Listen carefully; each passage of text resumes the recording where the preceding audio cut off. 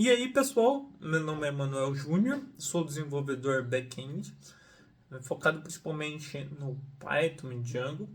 E eu queria trazer aqui algumas dicas de como iniciar um projeto Django do zero.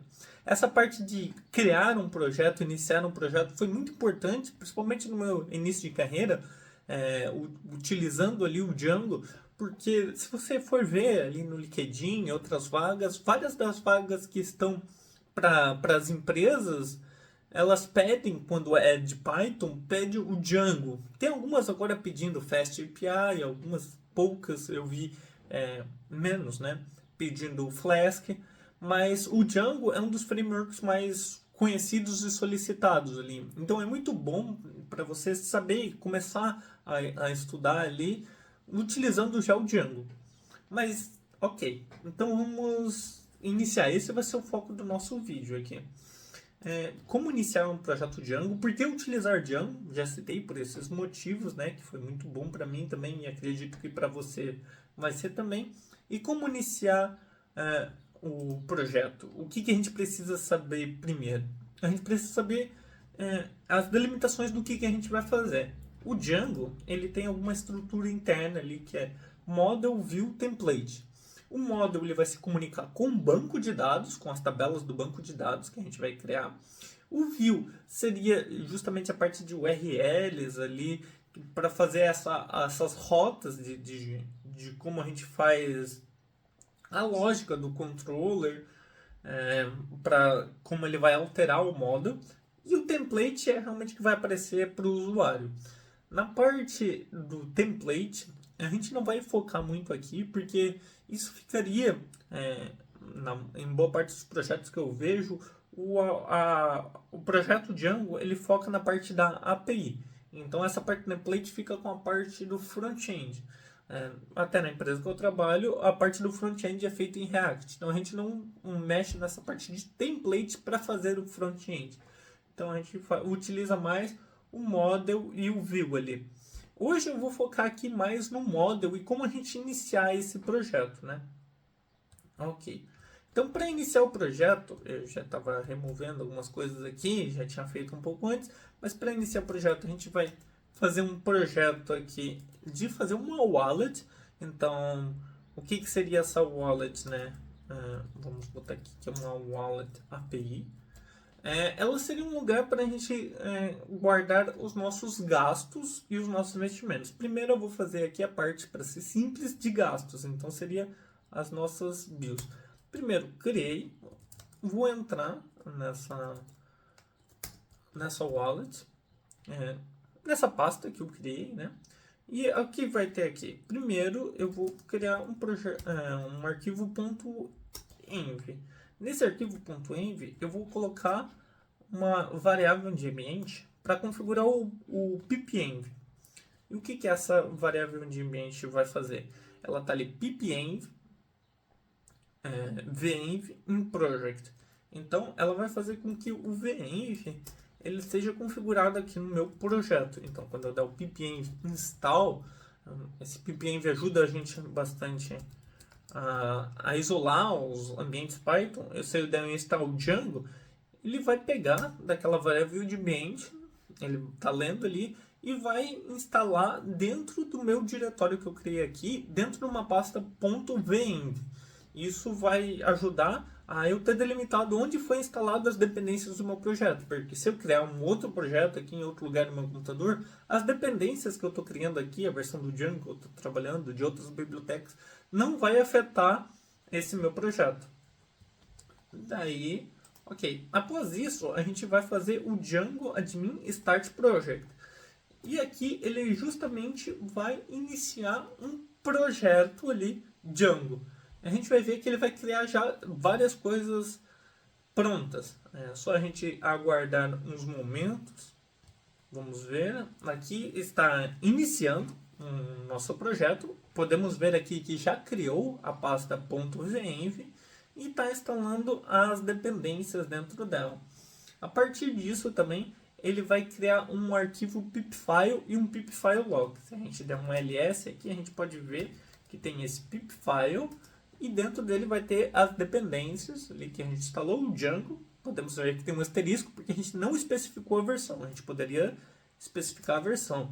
E dentro do FileLock a gente vai ter a versão específica que foi instalada, né? Nesse caso foi a 4.2.17 do Django e também versões das dependências do próprio Django que foram instaladas. Esses hashes que aparecem aqui é justamente para questão de segurança.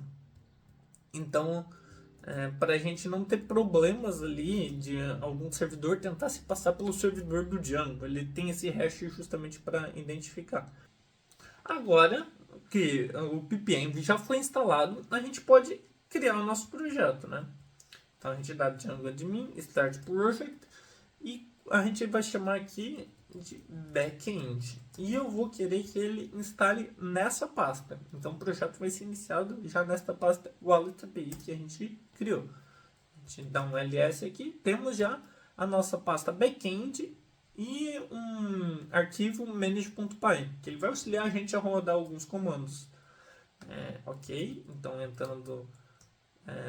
antes de entrar no código, a gente já pode dar um cd backend e dar um start também nos apps. Então a gente vai dar um start app. O app é uma parte do programa ali que a gente vai destinar para uma função específica. Então vou chamar um app aqui de bills. A gente dá um start app bills e eu vou dar um start app core, que seria algumas funcionalidades básicas que a gente vai colocar ali dentro. Ok, então a gente pode voltar uma pasta aqui e entrar no nosso VS Code para ver o que já foi criado no nosso projeto. Aqui podemos ver o back-end, né? E o que temos aqui? Temos dois apps aqui, essas pastas aqui são organizadas como apps dentro de Django.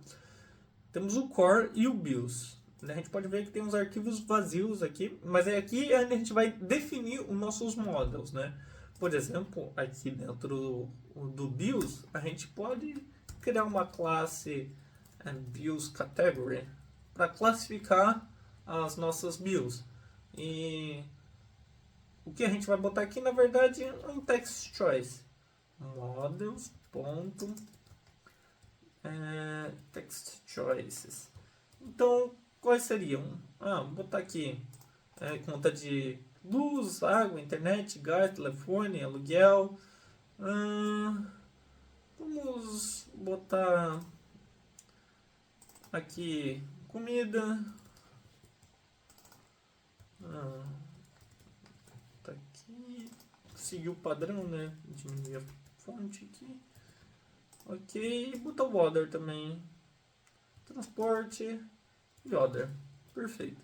E agora o que a gente pode fazer é criar propriamente a classe bills, que ele já vai entendendo aqui. Eu estou usando o Copilot, né? Então ele já vai ajudando. Aqui a category a gente vai botar um pouco maior aqui para a gente não ter problemas com o tamanho do length. Por padrão vai ser other e se não a gente também pode escolher aqui alguma das outras opções. Então se o gasto foi de eletricidade, gás, aluguel, comida. Vamos botar aqui um amount. Eu não gosto de utilizar muito esse decimal field porque ele pode dar alguns problemas de arredondamento. Então vamos botar um integer field e vamos deixar por padrão aqui que ele pode ser nulável e pode ser branco ou nulável, para a gente não ter problemas com restrições já no banco de dados. Essa parte a gente poderia garantir que ele sempre tivesse um valor ali com a lógica do nosso código, mas para não ter problemas, por enquanto eu vou deixar assim. Aqui também eu vou deixar ele ser blank null. Ok, descrição não quero. E eu retorno, ele vai dar a categoria. Ok, quando der print. Tudo bem. Não preciso disso, não. Depois a gente coloca em algum momento. Ok.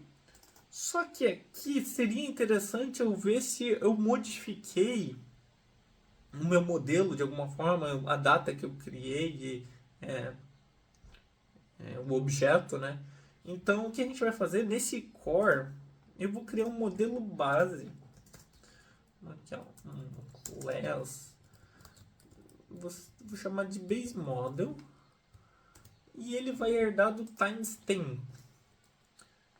Se eu pegar aqui, acho que from Django Extensions, Django Extensions, import timestamp model. Aqui a gente ainda não importou esse Django Extensions, né? A gente já vai fazer isso. E eu vou querer que ele seja abstrato. Esse timestamp model, ele vai dar justamente essa data de criação e modificação automática para a gente, que vai auxiliar. Então, para fazer essa instalação do Django Extensions, eu venho aqui e faço o pip env install Django Extensions. Vamos ver aqui ele atualizando. Com a atualização ali, eu vou também precisar, agora que eu instalei, né, entrar na parte dos settings e colocar tanto essa parte do Django Extensions, tanto os local apps que eu criei ali. Então a gente vem ver aqui, tem installed apps. Installed apps, a gente teria que adicionar aqui, mas para ficar mais organizado, a gente vai chamar esses daqui que já veio por padrão do Django como Django Apps. Então, aqui a gente vai ter os Django Apps, mais a gente vai botar aqui os Local Apps, Third Party Apps, pode ser. Os Third Party Apps, por exemplo, seria o Django Extensions, que ele já vai completando aqui. E os Local Apps seria o que a gente instalou ali, as BIOS.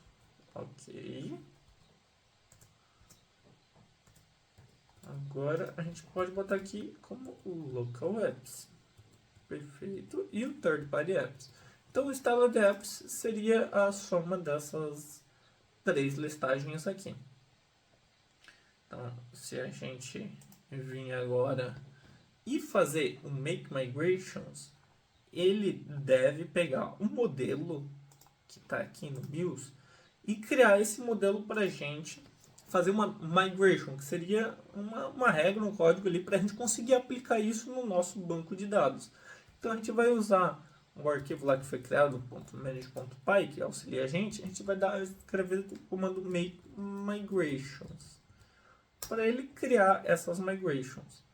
Aqui ele não encontrou nenhum módulo chamado BIOS. Então o que a gente precisa fazer? A gente vem aqui em add e bota o caminho dele, que ele está vindo de backend.bios. E no core a gente também vai botar backend.core. Ok. E no settings a gente vai vir. Inclusive a gente tinha esquecido aqui de adicionar o core, né?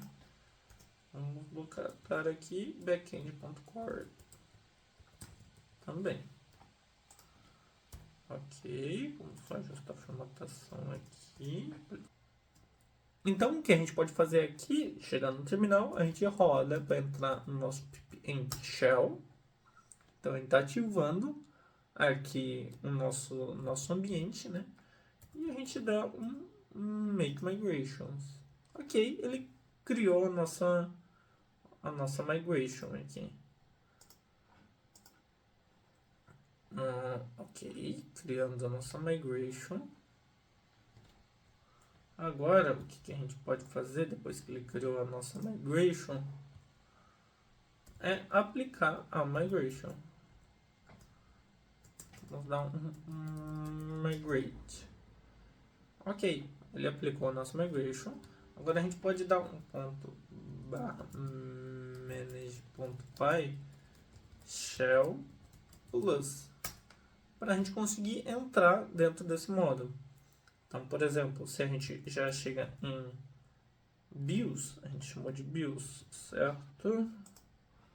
Chamou aqui o model de BIOS. Vamos chamar de BIOS.objects.all. Ele vai retornar o core set vazio, porque a gente ainda não botou nenhum dado, né? Mas é legal desse Shell, o Shell Plus aqui, que ele já importa todas as coisas, que a gente já consegue acessar o nosso model. Então eu consigo, por exemplo, dar um from datetime, import datetime, e eu vou querer que só uma data hoje seja, por exemplo, datetime today.date. Opa. Aqui não. Eu passei um zero sem querer. Ok. E então a gente tem uma variável hoje e vamos botar nesse date aqui que é hoje, né? Então a gente precisa da category e amount para criar o bill. Então a gente pode criar um bill aqui como sendo bill.object.create. Aqui a gente bota uma amount, um valor, sei lá, 23, que foi a category, foi um food, por exemplo, e foi hoje o date. Today. Então, a gente criando ele aqui. Uma questão aqui é que eu chamei ele de bills, né? Ok, um objeto foi criado. Então, agora, se a gente fizer a nossa consulta, que a gente tinha feito aqui, vai ter agora um objeto.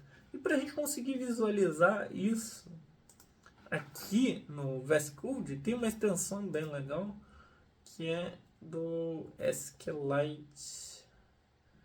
Vou ver aqui, essa extensão aqui da SQLite, que eu já tenho ela instalada, ela permite a gente abrir aqui a visualização do SQLite. Abrindo aqui, a gente consegue já ver. Essas outras tabelas foram criadas no próprio Django. Quando a gente rodou a migration lá, o Django mesmo tem outras tabelas que ele cria já por padrão. Então, se a gente ver no nosso BIOS e rodar aqui a consulta, a gente vai ver o que a gente acabou de criar ali no nosso registro. Então, na parte do back-end, a gente trabalha muito com essa parte do Shell, já a consulta do banco de dados. Claro, a gente poderia colocar aqui outros bancos de dados, o Postgres, que eu utilizo diariamente, mas aqui ele está, por enquanto, no SQLite. Mas é justamente a gente conseguir já criar. A gente pode ir modelando questões assim, né? Daí a gente pode querer, não, eu quero um outro modelo de dados aqui, ou agora eu vou querer uma outra tabela, investimentos, e já colocando os registros. Essa parte ajuda bastante a gente a já ir trabalhando sem precisar destrinchar todo o resto da complexidade do Django, né? Porque é um framework muito completo. E se a gente for querer aprender tudo para depois ir fazendo, a gente vai demorar muito tempo e vai ser totalmente inviável. Então, o objetivo aqui era justamente a gente conseguir startar o projeto e conseguir já ir modelando esses dados aqui. E depois a gente vai aprender a fazer isso daqui. E depois a gente vai pegar essa parte aqui e transformar isso numa API para poder ser consumida por um front-end. Então esse seria o nosso objetivo. Se você gostou aqui, eu já ia pedir para você dar um like e se inscrever no canal e pedir dúvidas ou sugestões que você tenha para questões que a gente possa continuar fazendo esses vídeos que venham trazer os princípios básicos ali de como começar a desenvolver nessa questão aqui do back-end.